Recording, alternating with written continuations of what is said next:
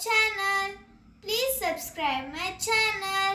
ಎಲ್ಲರಿಗೂ ನಮಸ್ಕಾರಗಳು ಮಕ್ಕಳೇ. ಈ ವಿಡಿಯೋದಲ್ಲಿ ನಾವು 10ನೇ ತರಗತಿಯ ವಿಜ್ಞಾನ ವಿಷಯದ ಭಾಗ 1ರಲ್ಲಿನ 6ನೇ ಅಧ್ಯಾಯವಾದ ನಿಯಂತ್ರಣ ಮತ್ತು ಸಹಭಾಗಿತ್ವ ಎಂಬ ಅಧ್ಯಾಯದ ಪ್ರಶ್ನೋತ್ತರಗಳನ್ನು ತಿಳಿಯೋಣ. ಪ್ರಶ್ನೆ 1. ಈ ಕೆಳಗಿನವುಗಳಲ್ಲಿ ಯಾವುದು ಸಸ್ಯ hormone? Option A insulin, option B thyroxine, option C oestrogen, option D cytokinin. ಇದಕ್ಕೆ ಸರಿಯಾದ ಉತ್ತರ ಆಪ್ಷನ್ ಡಿ ಸೈಟೋಕೈನಿನ್. ಪ್ರಶ್ನೆ 2. ಎರಡು ನರಕೋಶಗಳ ನಡುವಿನ ಅಂತರವನ್ನು ಹೀಗೆಂದು ಕರೆಯುತ್ತಾರೆ.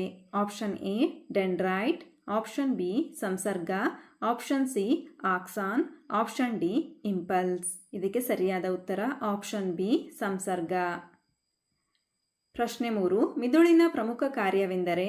ಆಪ್ಷನ್ ಎ ಆಲೋಚನೆ, ಆಪ್ಷನ್ ಬಿ ಹೃದಯದ ಬಡಿತವನ್ನು ನಿಯಂತ್ರಿಸುವಿಕೆ, ಆಪ್ಷನ್ ಸಿ ದೇಹದ ಸಮತೋಲನ, ಆಪ್ಷನ್ ಡಿ ಮೇಲಿನ ಎಲ್ಲವೂ. ಇದಕ್ಕೆ ಸರಿಯಾದ ಉತ್ತರ ಆಪ್ಷನ್ ಡಿ ಮೇಲಿನ ಎಲ್ಲವೂ. ಪ್ರಶ್ನೆ 4. ನಮ್ಮ ದೇಹದಲ್ಲಿ ಗ್ರಾಹಕಗಳ ಕಾರ್ಯವೇನು? ಗ್ರಾಹಕಗಳು ಸರಿಯಾಗಿ ಕಾರ್ಯನಿರ್ವಹಿಸಿದ ಸಂದರ್ಭಗಳನ್ನು ಯೋಚಿಸಿ.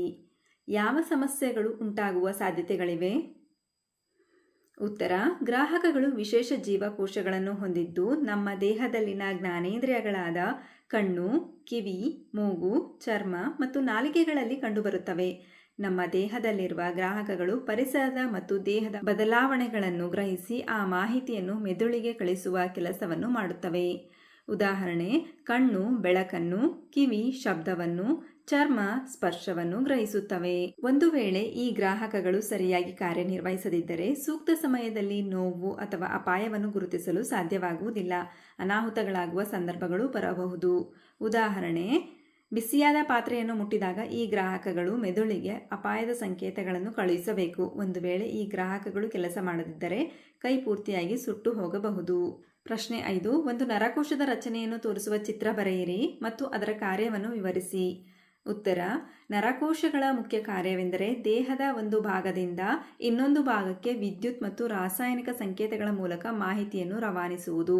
ಡೆಂಡ್ರೈಟ್ಗಳು ಸಂದೇಶವನ್ನು ಸ್ವೀಕರಿಸಿದರೆ ಆಕ್ಸಾನ್ ಆ ಆದೇಶವನ್ನು ಮುಂದಿನ ಕೋಶಕ್ಕೆ ತಲುಪಿಸುತ್ತದೆ.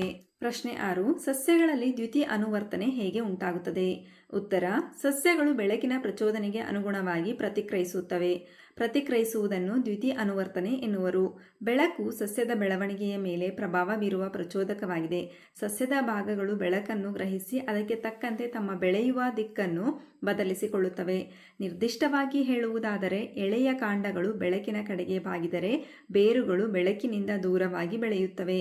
ಈ ರೀತಿಯ ಪ್ರತಿಕ್ರಿಯೆಯಿಂದಾಗಿ ಸಸ್ಯಗಳು ಪರಿಸರದಲ್ಲಿ ಸರಿಯಾಗಿ ಹೊಂದಿಕೊಳ್ಳಲು ಸಹಾಯವಾಗುತ್ತದೆ. ಪ್ರಶ್ನೆ 7. ಮಿದುಳು ಬಳ್ಳಿಯು ಗಾಯಗೊಂಡ ಸಂದರ್ಭದಲ್ಲಿ ಯಾವ ಸಂಕೇತಗಳ ರವಾನೆಗೆ ಅಡ್ಡಿ ಉಂಟಾಗುತ್ತದೆ? ಉತ್ತರ: ಮಿದುಳು ಬಳ್ಳಿಯು ಗಾಯಗೊಂಡ ಸಂದರ್ಭದಲ್ಲಿ ಮಿದುಳು ಬಳ್ಳಿಯು ದೇಹದ ಎಲ್ಲ ಭಾಗಗಳಿಂದ ಮಾಹಿತಿ ಸ್ವೀಕರಿಸುವುದು ಮತ್ತು ಸಂಯೋಜಿಸುವುದನ್ನು ನಿಲ್ಲಿಸುತ್ತದೆ. ಇದರಿಂದ ಪ್ರಚೋದನೆಗೆ ತಕ್ಕ ಪ್ರತಿಕ್ರಿಯೆಯು ನಡೆಯುವುದಿಲ್ಲ. ಪ್ರಶ್ನೆ 8. ಸಸ್ಯಗಳಲ್ಲಿ ರಾಸಾಯನಿಕ ಸಹಭಾಗಿತ್ವ ಹೇಗೆ ಉಂಟಾಗುತ್ತದೆ? ಉತ್ತರ: ಸಸ್ಯಗಳಲ್ಲಿ ರಾಸಾಯನಿಕ ಸಹಭಾಗಿತ್ವವು ಅವು ಉತ್ಪಾದಿಸುವ ವಿವಿಧ ರಾಸಾಯನಿಕಗಳ ಮೂಲಕ ಉಂಟಾಗುತ್ತದೆ. ಸಸ್ಯಗಳು ತಮ್ಮ ಪರಿಸರದ ಬದಲಾವಣೆಗಳಿಗೆ ತಕ್ಕಂತೆ ಸ್ಪಂದಿಸಲು ಸಹಾಯವಾಗುವಂತೆ ಹಾರ್ಮೋನ್ಗಳು ಕಾರ್ಯನಿರ್ವಹಿಸುತ್ತವೆ. ಹೀಗೆ ಸಸ್ಯಗಳ ಬೆಳವಣಿಗೆ ಮತ್ತು ಪ್ರತಿಕ್ರಿಯೆಗಳು ಹಾರ್ಮೋನ್ಗಳ ನಿಯಂತ್ರಣದಲ್ಲಿ ನಡೆಯುತ್ತವೆ. ತಮ್ಮ ಕ್ರಿಯೆ ನಡೆಸುವ ಸ್ಥಳಗಳಿಂದ ದೂರದಲ್ಲಿ ಸಂಶ್ಲೇಷಿಸಲ್ಪಡುತ್ತವೆ ಮತ್ತು ಕಾರ್ಯನಿರ್ವಹಿಸುವ ಸ್ಥಳಕ್ಕೆ ವಿಸರಣೆಗೊಳ್ಳುತ್ತವೆ. ಪ್ರಶ್ನೆ 9. ಒಂದು ಜೀವಿಯಲ್ಲಿ ಸಹಭಾಗಿತ್ವ ಮತ್ತು ನಿಯಂತ್ರಣ ವ್ಯವಸ್ಥೆಯ ಅಗತ್ಯತೆ ಏನು? ಉತ್ತರ: ಒಂದು ಜೀವಿಯಲ್ಲಿ ಸಹಭಾಗಿತ್ವ ಮತ್ತು ನಿಯಂತ್ರಣ ವ್ಯವಸ್ಥೆಗಳು ದೇಹದ ವಿವಿಧ ಅಂಗಗಳ ನಡುವೆ ಸಂವಹನವನ್ನು ಕಾಪಾಡಲು ಅತ್ಯಗತ್ಯ. ಜೀವಿಗಳಲ್ಲಿ ಅನೇಕ ಅಂಗಾಂಗಗಳಿರುತ್ತವೆ. ಈ ಸಹಭಾಗಿತ್ವ ಮತ್ತು ನಿಯಂತ್ರಣ ಮಾಡಲು ಜೀವಿಯ ಎಂಡೋಕ್ರೈನ್ ಗ್ರಂಥಿಗಳಿಂದ ಸ್ರವಿಸುವ ಹಾರ್ಮೋನ್ಗಳು ಜವಾಬ್ದಾರಿಯಾಗಿರುತ್ತವೆ. ಈ ಹಾರ್ಮೋನುಗಳು ಜೀವಿಗಳ ಒಟ್ಟಾರೆ ಬೆಳವಣಿಗೆಗೆ ಕಾರಣವಾಗಿರುತ್ತದೆ. ಐಚ್ಛಿಕ ಅನೈಚ್ಛಿಕ ಕ್ರಿಯೆಗಳನ್ನು ಕೇಂದ್ರ ನರವ್ಯೂಹ ವ್ಯವಸ್ಥೆಯು ಸೆಂಟ್ರಲ್ ನರ್ವಸ್ ಸಿಸ್ಟಮ್ CNC ಕೇಂದ್ರ ನರವ್ಯೂಹವು ನಿಯಂತ್ರಿಸುತ್ತದೆ. ಪ್ರಶ್ನೆ 10. ಅನೈಚ್ಛಿಕ ಕ್ರಿಯೆಗಳು ಮತ್ತು ಪರಾವರ್ತಿತ ಕ್ರಿಯೆಗಳು ಪರಸ್ಪರ ಹೇಗೆ ಭಿನ್ನವಾಗಿವೆ?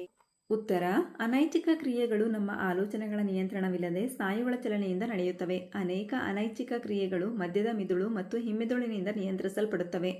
ರಕ್ತದ ಒತ್ತಡ, ಬಾಯಲ್ಲಿ ನೀರೂರುವಿಕೆ, ವಾಂತಿಯಾಗುವಿಕೆ ಇವೆಲ್ಲ ಅನೈಚ್ಛಿಕ ಕ್ರಿಯೆಗಳನ್ನು ಹಿಮ್ಮೆದುಳಿನ ಮೆಡುಲ್ಲಾ ನಿಯಂತ್ರಿಸುತ್ತದೆ. ಆದರೆ ಪರಾವರ್ತಿತ ಕ್ರಿಯೆಗಳು ತತ್ಕ್ಷಣ ಮತ್ತು ಸ್ವಯಂ ಪ್ರೇರಿತ ಕ್ರಿಯೆಗಳು ಪ್ರಚೋದನೆಗೆ ತಕ್ಷಣವೇ ಪ್ರತಿಕ್ರಿಯಿಸುವುದು. ಉದಾಹರಣೆ, ಅತ್ಯಂತ ಪ್ರಕಾಶಮಾನವಾದ ಬೆಳಕು ಕಣ್ಣ ಮೇಲೆ ಬಿದ್ದಾಗ ತತ್ಕ್ಷಣವೇ ಕಣ್ಣಿನ ರೆಪ್ಪೆಗಳು ಮುಚ್ಚಿಕೊಳ್ಳುತ್ತವೆ. ಪ್ರಶ್ನೆ 11. ಪ್ರಾಣಿಗಳಲ್ಲಿ ಸಹಭಾಗಿತ್ವ ಮತ್ತು ನಿಯಂತ್ರಣಕ್ಕಾಗಿ ಇರುವ ನರ ಮತ್ತು ಹಾರ್ಮೋನುಗಳ ಕಾರ್ಯವಿಧಾನಗಳನ್ನು ಹೋಲಿಸಿ ಮತ್ತು ಅವುಗಳ ನಡುವಿನ ವ್ಯತ್ಯಾಸಗಳನ್ನು ಪಟ್ಟಿ ಮಾಡಿ. ನರಗಳ ಕಾರ್ಯವಿಧಾನ ಹಾಗೂ ಹಾರ್ಮೋನ್ಗಳ ಕಾರ್ಯವಿಧಾನ ಅಂತಂದು ಸಪ್ರೇಟಾಗಿ ಕಾಲಮ್ ಹಾಕ್ಕೊಳ್ಳಿ ಮಕ್ಕಳೇ. ನರಮಂಡಲವು ವಿದ್ಯುತ್ ಪ್ರಚೋದನೆಯನ್ನು ಬಳಸುತ್ತದೆ. ಹಾರ್ಮೋನ್ ವ್ಯವಸ್ಥೆಯು ರಾಸಾಯನಿಕಗಳ ಮೇಲೆ ಅವಲಂಬಿತವಾಗಿರುತ್ತದೆ. ನರಮಂಡಲದ ಫಲಿತಾಂಶವು ತಕ್ಷಣವೇ ಕಾಣಿಸಿಕೊಳ್ಳುತ್ತದೆ. ಹಾರ್ಮೋನ್ಗಳ ಪ್ರಭಾವವು ನಿಧಾನವಾಗಿ ಪ್ರಾರಂಭವಾಗಿ ದೀರ್ಘಕಾಲದವರೆಗೆ ಇರಬಹುದು. ನರಮಂಡಲವು ನಿರ್ದಿಷ್ಟ ಅಂಗಗಳಿಗೆ ಸಂದೇಶವನ್ನು ವೇಗವಾಗಿ ತಲುಪಿಸುತ್ತದೆ. ಹಾರ್ಮೋನ್ ವ್ಯವಸ್ಥೆಯು ರಕ್ತದ ಮೂಲಕ ಇಡೀ ದೇಹಕ್ಕೆ ಪ್ರಸಾರವಾಗುತ್ತದೆ. ಆಕ್ಸಾನ್ ಮತ್ತು ಡೆಂಡ್ರೈಟ್ಗಳ ನಡುವೆ ಸಹಯೋಗವಿರುತ್ತದೆ. ಎಂಡೋಕ್ರೈನ್ ಗ್ರಂಥಿಗಳಿಂದ ಹಾರ್ಮೋನ್ಗಳು ಸ್ರವಿಸಲ್ಪಡುತ್ತವೆ. ನರಗಳ ಕಾರ್ಯವಿಧಾನದಲ್ಲಿ ಪರಿಣಾಮ ಬಹಳ ಕಡಿಮೆ ಸಮಯದ್ದಾಗಿದೆ. ಹಾರ್ಮೋನ್ಗಳ ಕಾರ್ಯವಿಧಾನದಲ್ಲಿ ಪರಿಣಾಮ ಹೆಚ್ಚು ಸಮಯದ್ದಾಗಿದೆ. ಐಚ್ಛಿಕ ಮತ್ತು ಅನೈಚ್ಛಿಕ ಕ್ರಿಯೆಗಳನ್ನು ಒಳಗೊಂಡಿದೆ. ಹಾರ್ಮೋನ್ಗಳ ಕಾರ್ಯವಿಧಾನವು ಅನೈಚ್ಛಿಕ ಕ್ರಿಯೆಗಳನ್ನು ಮಾತ್ರ ಒಳಗೊಂಡಿದೆ. ಪ್ರಶ್ನೆ 12. ಮುಟ್ಟಿದರೆ ಮುನಿ ಸಸ್ಯದಲ್ಲಿ ಉಂಟಾಗುವ ಚಲನೆ ಮತ್ತು ನಮ್ಮ ಕಾಲುಗಳಲ್ಲಿನ ಚಲನೆಯ ನಡುವಿನ ವ್ಯತ್ಯಾಸವೇನು? ಉತ್ತರ: ಮುಟ್ಟಿದರೆ ಮುನಿ ಸಸ್ಯದಲ್ಲಿ ಉಂಟಾಗುವ ಚಲನೆ ಬಾಹ್ಯ ಪ್ರಚೋದನೆಯಾದ ಸ್ಪರ್ಶ ಕ್ರಿಯೆಯಿಂದ ನಡೆಯುವ ಕ್ರಿಯೆಯಾಗಿದೆ. ನಮ್ಮ ಕಾಲುಗಳಲ್ಲಿನ ಚಲನೆಯು ನಮ್ಮ ಇಚ್ಛೆಗೆ ಒಳಪಟ್ಟು ನಡೆಯುವ ಐಚ್ಛಿಕ ಕ್ರಿಯೆಯಾಗಿದೆ. ನಂತರ ಮುಟ್ಟಿದರೆ ಮುನಿ ಸಸ್ಯದಲ್ಲಿನ ಚಲನೆ ನೀರು ಬದಲಾಗುವ ಒತ್ತಡದಿಂದ ಉಂಟಾಗುತ್ತದೆ. ಆದರೆ ಮನುಷ್ಯನ ಕಾಲಿನ ಚಲನೆಯು ಸ್ನಾಯುಗಳು ಸಂಕುಚಿಸುವುದರಿಂದ ಆಗುತ್ತದೆ. ನಂತರ ಮುಟ್ಟಿದರೆ ಮುನಿ ಸಸ್ಯವು ಒಂದೇ ಕಡೆ ನಿಂತು ಎಲೆಗಳನ್ನು ಮುಚ್ಚಿಕೊಳ್ಳುತ್ತದೆ. ಆದರೆ ಮನುಷ್ಯರು ಕಾಲಿನ ಸಹಾಯದಿಂದ ಒಂದು ಕಡೆಯಿಂದ ಇನ್ನೊಂದು ಕಡೆಗೆ ಓಡಾಡಬಹುದು. ಮುಟ್ಟಿದರೆ ಮುನಿ ಸಸ್ಯದ ಪ್ರತಿಕ್ರಿಯೆ ಒಂದು ನಿರ್ದಿಷ್ಟ ದಿಕ್ಕಿನಲ್ಲಿ ಇರುವುದಿಲ್ಲ. ಆದರೆ ಮನುಷ್ಯರು ಉದ್ದೇಶಪೂರ್ವಕವಾಗಿ ಚಲಿಸುತ್ತಾರೆ. ನಂತರ ಮುಟ್ಟಿದರೆ ಮುನಿ ಸಸ್ಯದಲ್ಲಿ ಉಂಟಾಗುವ ಚಲನೆಗೆ ನರವ್ಯೂಹದ ಅಗತ್ಯವಿಲ್ಲ. ಆದರೆ ನಮ್ಮ ಕಾಲುಗಳಲ್ಲಿನ ಚಲನೆಗೆ ನರವ್ಯೂಹದ ಅಗತ್ಯವಿದೆ. ಹಾಗಾದರೆ ಮಕ್ಕಳೇ, ಈ ಪಾಠದಲ್ಲಿ ಬರ್ತಕ್ಕಂತಹ ಎಲ್ಲ ಪ್ರಶ್ನೆಗಳಿಗೆ ನಿಮಗೆ ಉತ್ತರ ಲಭಿಸಿದೆ ಅಂತ ನಾನು ಭಾವಿಸ್ತಾ ಇದ್ದೀನಿ. ಧನ್ಯವಾದಗಳು. ನಮ್ಮ ವಿಡಿಯೋ ಇಷ್ಟವಾದಲ್ಲಿ ಪ್ಲೀಸ್ ಸಬ್ಸ್ಕ್ರೈಬ್ ಮಾಡಿ, ಲೈಕ್ ಮಾಡಿ, ಶೇರ್ ಮಾಡಿ, ಪ್ರೋತ್ಸಾಹಿಸಿ.